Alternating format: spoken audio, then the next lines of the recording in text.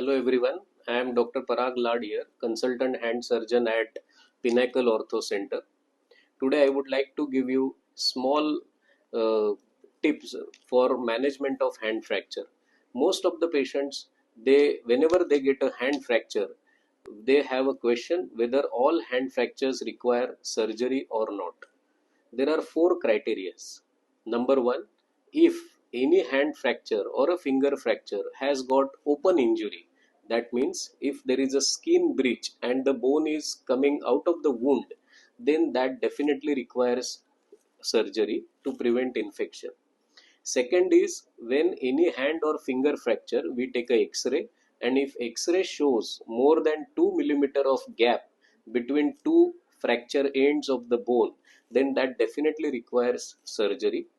Third important thing is we in medical term we call it a malrotation. That means whenever you get a hand fracture and if I make a fist and if my finger deviates on abnormal side while making a fist, then that is called malrotation. In that cases we have to consider surgery. And fourth important point is when the fracture is around the joint, near the joint, then that definitely requires surgery, because if the fracture around the joint or near the joint heal in a or unite in a wrong position, then they do not get full movements of the hand. And if hand or finger do not have full movement, the difficulty in function like lifting weights or writing or driving our daily activity, they significantly hamper. So one message, if there is a injury or open wound on hand or finger, then those fractures require surgery. Second thing is if there is a displacement of the fracture more than 2 mm, then that requires surgery.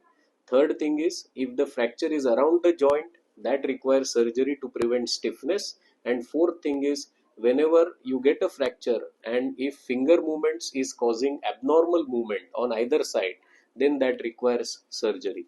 If you need any more clarification, please log on to our website pinnacleorthocentre.com or consult us at Pinnacle Orthocentre.